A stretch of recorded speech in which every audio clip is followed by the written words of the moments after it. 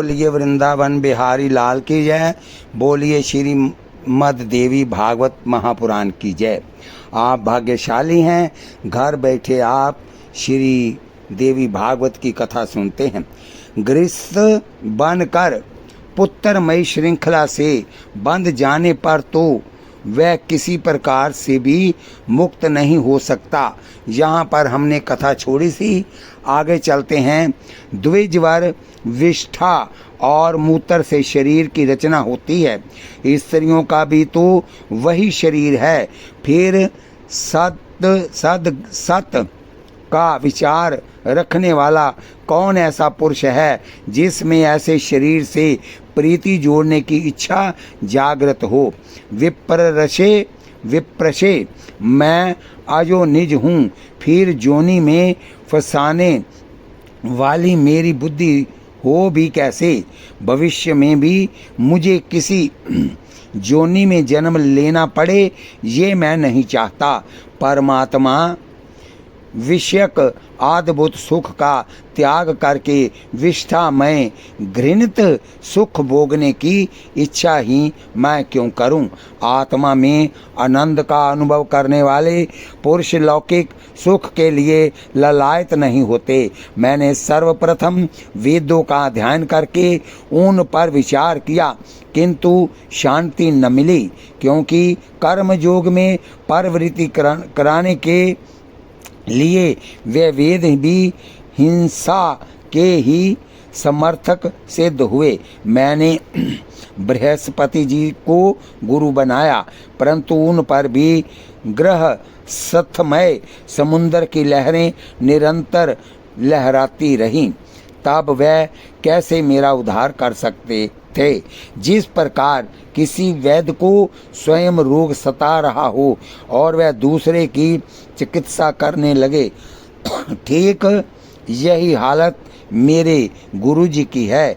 वे स्वयं मुक्ति की बाट देखते रहते हैं। अहो, ये गृहस्थ जीवन कितना अंधकारमय है। गुरुदेव के चरणों में मस्तक झुकाकर मैं आपकी शरण में आ गया। काल रूपी वैशैली व्याल से मेरा कलेजा कांप रहा है। आप तत्व का ज्ञान देकर मेरी रक्षा कीजिए। इस अंधकार में संसार में मैं नक्षत्र मंडल के समान निरंतर चक्कर काटता रहा। जैसे भुवन भास्कर दिन रात कहीं भी नहीं ठहरते, वैसे ही मेरे विश्राम का कोई स्थान नहीं था। पिताजी स्वयं वस्तु स्थिति पर विचार किया जाए तो संसार में कौन सा सुख है। अज्ञानी जन भले ही सुख माने, वे तो वैसे ही हैं जैसे विष्ठा के कीड़े विष्ठा में ही सुख मानते हैं। जो वेद शास्त्रों का अध्ययन करके भी संसार में रचे पचे रहते हैं, उनसे बढ़कर दूसरा कोई मूर्ख है ही नहीं। कुत्ते, गधे और घोड़े के समान उनका जन्म व्यर्थ है। जिसे दुर्लभ मानव जीवन मिल गया है और वीर शास्त्र के अध्ययन की सुविधा प्राप्त हो गई, तब भी यदि वह मानव संसार में बंधा ही रहा तो दूसरा कौन मुक्त हो सकेगा। स्त्री त्रिगुणमयी माया है। जगत में विद्वान, विवेकी और शास्त्र का पारगामी कहलाने वाला अधिकारी वही है जिसके पैर इस नारीमयी श्रृंखला से मुक्त रहे हैं। बंधन को सुदृढ़ करने वाला अध्ययन व्यर्थ है, उस पढ़ने से क्या लाभ। अतः अब मुझे वही पढ़ना चाहिए जो मुझे इस भवपाश से मुक्त कर सके। पुरुष को सदा फंसाए रहने के कारण ही तो गृहस्थ को ग्रह कहते हैं। पिताजी, बंधन की सामग्री से ओतप्रोत गृह में सुख कहाँ है। गृहस्थ जीवन से मेरा मन भयभीत हो गया है। जिसकी बुद्धि मारी गई है, तब तो तब जो भाग्य से वंचित है वह ही अविवेकी जन मानव जन्म पाकर भी फिर इस बंधन में पड़ते हैं। व्यास जी ने कहा, पुत्र, गृह ना तो बंधनागार है और ना बंधन में कारण ही है। जिसका मन गृहस्थ आश्रम में आसक्त नहीं हुआ वह गृहस्थ होते हुए भी मुक्त हो जाता है। न्यायपूर्वक आए हुए पैसों से वेद की आज्ञा के अनुसार सत्य कार्य में लगा रहे, श्राद्ध करे, सत्य बोले और पवित्रता रखे तो घर में रहता हुआ भी वह मुक्त है। ब्रह्मचारी, सन्यासी और वानप्रस्थ नियम पालन करके सदा गृहस्थ के घर मध्याह्न के बाद भिक्षा के लिए आते हैं। उन्हें श्रद्धापूर्वक अन्न देने और उनके साथ मधुर संभाषण करने से गृहस्थों को महान धर्म मिलता है, वह कृतार्थ हो जाते हैं। गृहस्थ आश्रम से श्रेष्ठ अन्य किसी धर्म को मैंने ना देखा है और ना सुना ही है। विज्ञा, वशिष्ठ आदि आचार्य भी इसी आश्रम में रह चुके हैं। महाभाग, वेद की आज्ञा के अनुसार कार्य करने वाले गृहस्थ को क्या नहीं मिल सकता। स्वर्ग, मोक्ष और उत्तम कुल में जन्म उसे सभी सुलभ रहते हैं। जिस जिस बात की अभिलाषा होती उसी को वह पा जाता है। धर्म के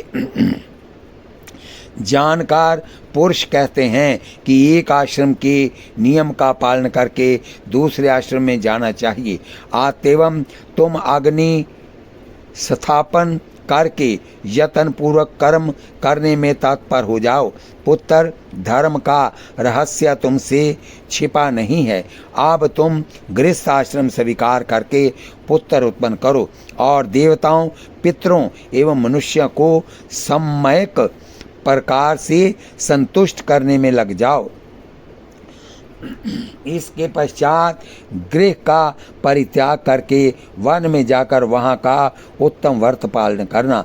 वानप्रस्थ रहकर फिर उससे भी श्रेष्ठ संन्यास आश्रम में चले जाना। बेटा, तुम मेरी हित भरी बात मान जाओ।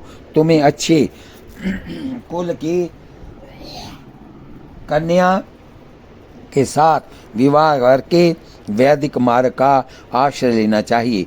सुखदेव जी ने कहा, पिताजी, गृहस्थ आश्रम सदा कष्ट देने वाला है, मैं इसे स्वीकार नहीं करूँगा।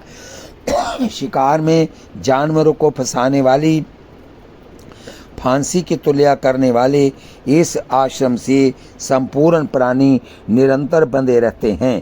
पिताजी, धन की चिंता में आतुर मनुष्य को सुख कहाँ दिखाई देता है। निर्धन प्राणी अत्यंत लोभ में आकर अपने में ही मार काट मचाया करते हैं। इंद्र को भी वैसा सुख नहीं मिलता जैसा एक निष्प्रिया भिक्षु को प्राप्त होता है। तरलोकी की संपत्ति मिल जाने पर भी इस जगत में दूसरा कोई वैसा आनंद का अनुभव नहीं कर सकता। इंद्र स्वर्ग के राजा हैं, किंतु तप करते हुए तपस्वी को देखकर उनका हृदय दहल उठता है। वह अनेकों प्रकार के विघ्न उसके सामने उपस्थित करने की चेष्टा में लग जाते हैं। महाभाग, आपका मैं और पुत्र हूँ, ये बात जानते हुए भी सदा दुख देने वाले अत्यंत अंधकार पूर्ण इस संसार में मुझे आप क्यों धकेल रहे हैं। पिताजी, जन्म के समय, बुढ़ापे में, मृत्यु काल उपस्थित होने पर तथा विष्ठा एवं मूत्र से व्यापक गर्भ में रहने पर बारंबार दुख ही दुख तो भोगने पड़ते हैं। तृष्णा और लालच से होने वाला दुख इससे भी अधिक कष्टप्रद है। मानंद, मरण से भी बढ़कर दुख वह है जो किसी से जांच न की जाए। पिताजी, बड़ा परिवार हो जाने पर स्त्री पुत्र और पौत्र आदि सभी परिजन दुख की पूर्ति के ही साधन होते हैं। फिर अद्भुत सुख कहाँ है? पिताजी सुखी बनाने वाले योग शास्त्र एवं ज्ञान शास्त्र हैं, उन्हीं की व्याख्या मुझे सुनाइए। अनेकों कर्मकांड हैं, परंतु उनमें मेरा मन कभी नहीं लगता। प्रारब्ध, संचित और वर्तमान, ये 3 प्रकार के अविद्याजन्य कर्म है। जिससे इन सब का अभाव हो जाए, वही उपाय बताने की कृपा कीजिए। सूत जी कहते हैं, इस प्रकार के विविध वचन शुकदेव जी के मुख से निकले। उन्हें सुनकर व्यास जी का मन चिंता की लहरों में डूबने लगा। अब किसी निश्चित मार्ग पर चलूं, अब किस निश्चित मार्ग पर चलूं, वह यूं सोचने लगे। पिताजी शोकाकुल हैं, इनकी दशा दयनीय हो चुकी है। जो देखकर सुखदेव जी की आंखों में आश्चर्य भर गया। वह कहने लगे, हो माया का बल सर्वोपरि है, तभी तो वेदांत की रचना करने वाले सर्वज्ञ एवं वेद के समान प्रमाणित वचन कहने वाले पंडित भी इसके प्रभाव से अपनी सत्ता खो बैठते हैं। समझ में नहीं आता ये कौन सी माया है। अहो, वह बहुत दुस्तर प्रतीत होती है, जिसकी चंगुल में सत्यवती नंदन व्यास जी इतने विद्वान होते हुए भी फंस गए हैं। जो पुराणों के वक्ता हैं, जिन्होंने महाभारत की रचना की है तथा जिनके द्वारा वेद विभाजित हुए हैं, वे भी मोहित हो गए। अतः जगत को मोहित करने वाली उस माया देवी की मैं शरण ग्रहण करता हूँ। दाता, विधाता और रुद्र आदि देवता भी जब माया देवी के फंदे में फंस चुके हैं, तब त्रिलोकी में कौन ऐसा है जो उनके प्रभाव से मुक्त रह जाए। निश्चय ही भगवती माया का बल और पराक्रम महान आश्चर्यजनक है। तभी तो सर्वज्ञान संपन्न एवं अपार शक्तिशाली श्री विष्णु भी जोग माया से अलग नहीं रहते। व्यास जी को भगवान विष्णु का अंशावतार माना जाता है, फिर भी मोह के उमड़े समुद्र में वह इस प्रकार गोता खा रहे हैं, जैसे नाव फट जाने पर व्यापारी डूब रहा हो। अपनी सत्ता खोए हुए साधारण मनुष्य की भांति आज इनके नेत्रों से जल गिर रहा है। योग माया की शक्ति बड़ी विलक्षण है, क्योंकि सदी वेद की जन भी इसे नहीं हटा सकती। ये कौन है, मैं कौन हूँ, ये यहाँ कैसे आया, ये कैसा विचित्र भ्रम है। ये शरीर 5 तत्वों से बना है, इसमें पिता पुत्र आदि का व्यवहार ही तो वासना है। माया विषयों को भी मोह में डालने वाली ये माया निश्चय ही असीम शक्ति संपन्न है, जिसके प्रभाव से प्रभावित हो जाने के कारण इन ब्राह्मण देवता व्यास जी के नेत्रों से भी आंसू झरे झर रहे हैं।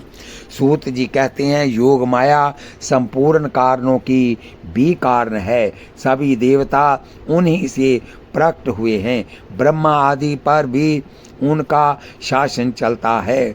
शुकदेव जी ने उस भगवती जोग माया को मानसिक प्रणाम किया। पिता व्यास जी की दयनीय दशा हो गई थी, वह शोक रूपी समुद्र में डूब रहे थे। कारण सामने रखते हुए शुकदेव जी उनसे कल्याणकारी वचन कहने लगे। महाभाग, आप पराशर जी के और पुत्र हैं, स्वयं सबको ज्ञान देना आपका स्वभाव ही है। भगवान, फिर आप साधारण अज्ञानी जन की भांति क्यों शोक कर रहे हैं। महाभाग, आज मैं आपका पुत्र हूँ। पता नहीं पूर्व जन्म में मैं कौन था और आप कौन थे। महान पुरुष इस ब्रह्म के चक्कर में क्यों पड़े। महामते, आप धैर्यपूर्वक विवेक का अनुसरण कीजिए। विषाद में मन को मलान करना अनुचित है। इस पिता पुत्र आदि व्यवहार को मोहजाल मानकर आप शोक करना छोड़ दें। मुने, आप बड़े बुद्धिमान एवं ज्योतिष शास्त्र के ज्ञाता हैं।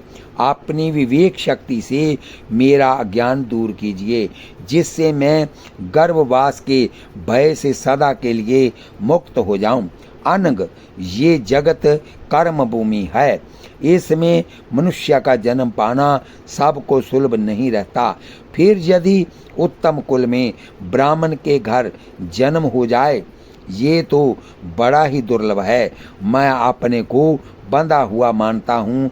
मेरी ये धारणा चित्त से अलग नहीं हो पाती। जब बुद्धि जगत के जाल में फंस जाती है, तब वृद्ध पुरुष भी उसके उद्धारक होते हैं। सूत जी कहते हैं, सुखदेव जी, मैं असीम बुद्धि थी। सुखदेव जी में असीम बुद्धि थी। उनका वेश शांत था। वह मानसिक सन्यासी हो चुके थे। ऐसे सुयोग्या पुत्र के ऊपर युक्त बातें कहने पर वेद व्यास जी बोले। व्यास जी ने कहा, पुत्र, तुम बड़े भाग्यशाली हो। मैंने देवी भागवत की रचना की है, इसका अध्ययन करो। वेद तुल्य इस पावन पुराण की संक्षिप्त रूप से रचना हुई है। 5 लक्षणों से सुसंपन्न इस पुराण में 12 स्कंद हैं। मेरी समझ से ये पुराण संपूर्ण पुराणों का भूषण है, अर्थात सबसे प्रधानता इसी की है। महामते, जिसके सुनते ही सद असद वस्तु का सम्यक ज्ञान सुलभ हो जाता है, उसी देवी भागवत का आप तुम अध्ययन करो। भगवान विष्णु बालक रूप से वट पत्थर पर सोए हुए थे। सोचने लगे, मैं क्यों बालक बन गया? किस चेतन पुरुष ने मेरी ये स्थिति कर दी? किस कार्य का संपादन करने के लिए मैं रचा गया हूँ? किस द्रव्य से मेरी ये रचना संपन्न हुई है? मुझे किसी प्रकार से सभी बातें ज्ञात हूँ। महान पुरुष भगवान विष्णु के मन में यूं चिंता की लहरें उठ रही थी। इतने में भगवती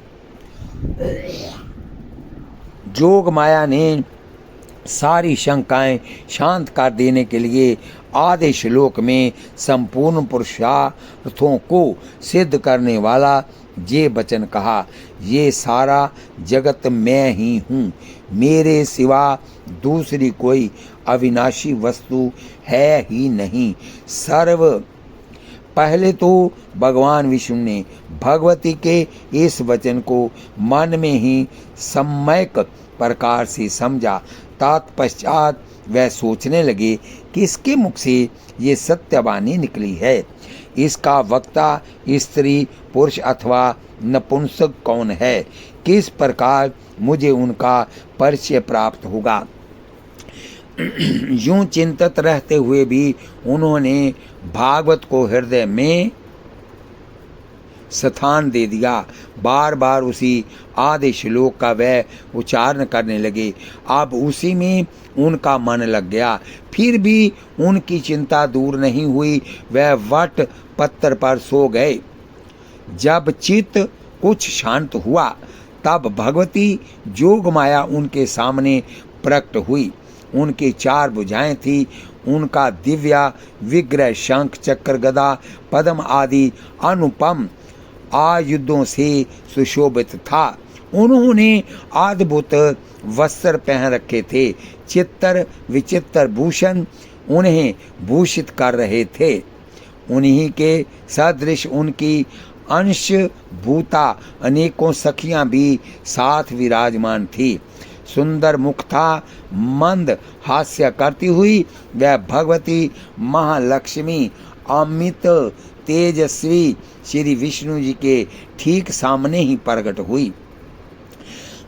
सूत जी कहते हैं, उस समय सर्वत्र जल ही जल था। मन को मुग्ध करने वाली महालक्ष्मी जी के अचानक दर्शन पाकर कमल लोचन श्री विष्णु महान आश्चर्य में पड़ गए। रति भूति बुद्धि मति कीर्ति समृति धृति श्रद्धा मेधा स्वाहा सवदा क्षुधा निंद्रा दया गति तुष्टि पुष्टि क्षमा लज्जा जृंबा तंद्रा आदि शक्तियाँ उस महादेवी के साथ चारों ओर अलग अलग विराजमान थी। सबके हाथ में श्रेष्ठ आयुध सुशोभित थे। वह अनेकों आभूषणों से अलंकृत थी। परिजात पुष्प की माला एवं मोती के हार उनकी छवि बढ़ा रहे थे। उस जलार्णव में भगवती महालक्ष्मी तथा उनकी सहचरी शक्तियों को देखकर भगवान विष्णु का हृदय आश्चर्य से भर गया। वह सर्वात्मा प्रभु इस घटना को देखते ही आश्चर्यचकित से होकर सोचने लगे, ये संपूर्ण स्त्रियां कौन है तथा वट पत्थर की शैया पर सोने वाला मैं ही कौन हूँ। इस जलार्णव में ये वट का वृक्ष कैसे उत्पन्न हुआ और किस अज्ञात शक्ति ने मुझे सुंदर बालक बनाकर यहाँ स्थापित कर दिया है। ये स्त्री कौन है? किस अनिर्वचनीय शक्ति ने क्यों मेरे आगे ये अद्भुत दृश्य उपस्थित कर दिया? अब मुझे क्या करना चाहिए? मैं कहाँ जाऊँ या कहीं ना जाकर सावधानी के साथ बाल स्वभाववश चुपचाप यहीं लेटा रहूं।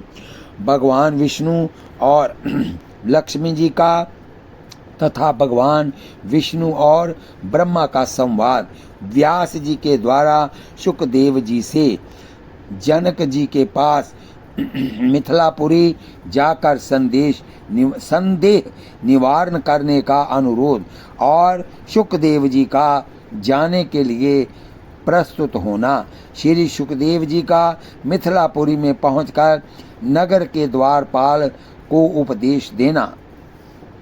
महल के द्वार पर रोके जाने के बाद उनका विलास भवन में पहुंचना तथा प्रत्येक स्थिति में निर्विकार रहना।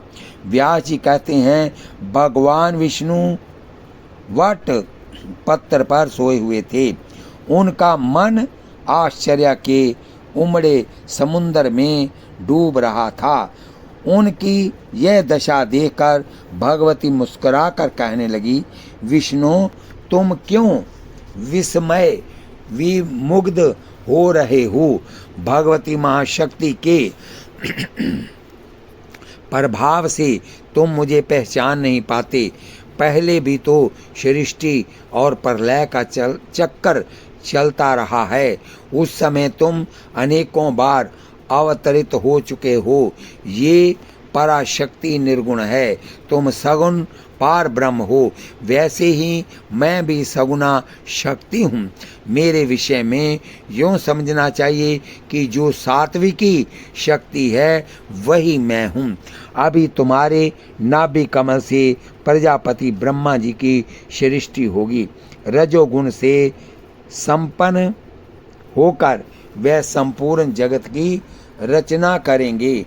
तपस्या में संलग्न होने के पश्चात उन्हें सर्वोत्कृष्ट शक्ति सुलभ होगी।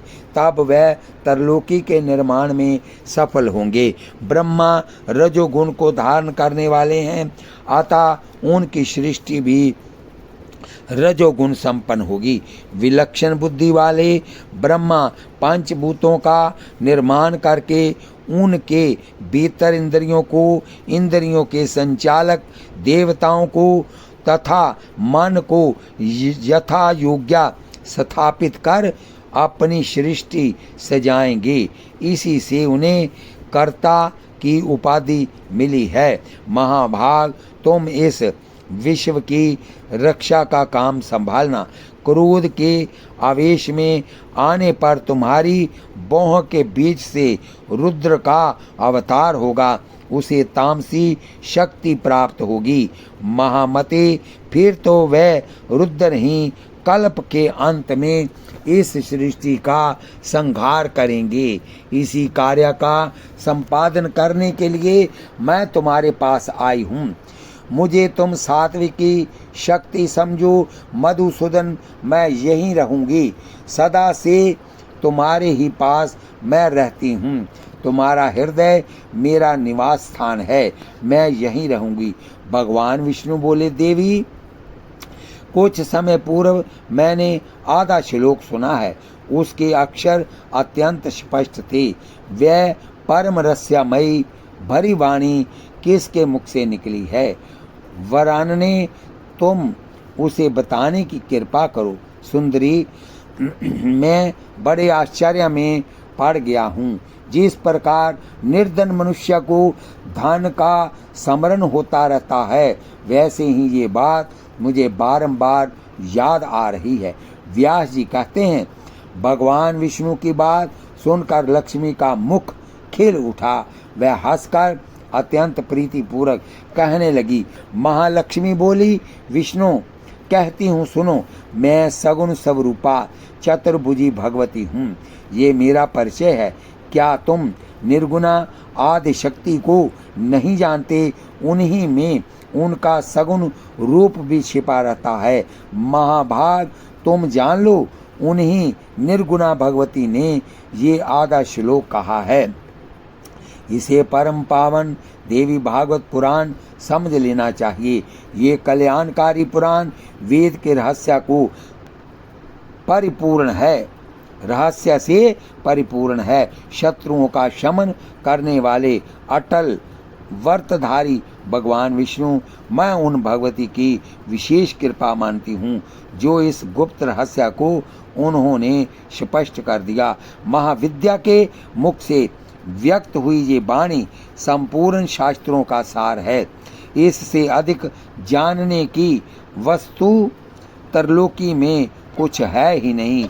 निश्चय ही वह भगवती तुम पर बहुत प्रेम रखती है, तभी तो तुम्हारे सामने उन्होंने इसे व्यक्त किया। व्यास जी कहते हैं, भगवती महालक्ष्मी के इस वचन को सुनने के पश्चात भगवान विष्णु ने उसे महान मंत्र मानकर हृदय में सदा के लिए धारण कर लिया। कुछ समय व्यतीत हो जाने के बाद उसके नाभि कमल से प्रकट हुए ब्रह्मा जी दैत्यों से भयभीत होकर शरण में पहुँचे। तब श्री हरि ने गौर युद्ध करके उन मधु और कैटव नामक दैत्यों को मारा। फिर वह स्पष्ट अक्षर वाले उस आधे श्लोक के जप में संलग्न हो गए। उन्हें जप करते देखकर ब्रह्मा जी के मन में अपार हर्ष हुआ। उन्होंने भगवान विष्णु से पूछा, जगदीश्वर, आप सभी देवताओं के आराध्य हैं, कमल लोचन, फिर आप किसका जप कर रहे हैं? आपसे अधिक आदर पाने का अधिकारी देवता कौन है, जिसका स्मरण करके आपका हृदय आनंद में निमग्न हो रहा है? भगवान विष्णु बोले, महाभाग, क्रिया, कारण और लक्षणों से संपन्न जो शक्ति तुम में और मुझ में विराजमान है, उसे कल्याण स्वरूपा भगवती आदि शक्ति समझो, जिनके आधार पर इस अगाध जल में सारा जगत स्थित है, जो सदा विराजमान रहकर साकार रूप से अपनी लीला प्रकट करती है तथा जिनसे ये चराचर अखिल विश्व उत्पन्न होता हुआ है। सदा प्रसन्न रहने वाली वह ही भगवती महाशक्ति मनुष्यों का उद्धार करने के लिए अवतरित हुई है। वर देना उनका स्वभाव ही है। वह परम विद्या स्वरूपणी सनातनी देवी है। विश्व का उद्धार करने के लिए ही उनका प्रगटय होता है। शासकों पर भी शासन स्थापित करने वाली उन्हीं भगवती की प्रेरणा से प्राणी इस जगत जाल में जकड़ा रहता है। शुद्ध स्वरूप ब्राह्मण उन्हीं भगवती की चित्त शक्ति से मैं, तुम तथा संपूर्ण प्राणी उत्पन्न हुए हैं, ऐसा जानो। इसमें कभी संदेह नहीं करना चाहिए। उन देवी ने यूं आदि श्लोक में कहा है, वही द्वापर के आरंभ में विशद व्याख्या होने पर देवी भागवत नाम से प्रसिद्ध होगा। बोलिए वृंदावन बिहारी लाल की जय। बोलिए श्रीमद् देवी भागवत महापुराण की जय। कथा सुनते हुए आप हाथ में माला लीजिए, जीवा से नाम जपिए, आँखों से भगवती का दर्शन कीजिए और कानों से कथा सुनिए। एक पंथ चार काज हो गए। इस कथा को हमने यही विश्राम दिया है। आगे कल फिर कथा होगी। बोलिए वृंदावन बिहारी लाल की जय। कथा सुनते हुए आशीर्वाद के रूप में माताएं, बहनें, भाई, बंधु, अजीज सभी इस चैनल को सब्सक्राइब, लाइक, शेयर करें। शेयर की हुई कथा यहाँ तक जाएगी। जो लोग सुनेंगे उनका आधा फल आपको भी प्राप्त होगा। बोलिए वृंदावन बिहारी लाल की जय। बोलिए श्रीमद् देवी भागवत महापुराण की जय।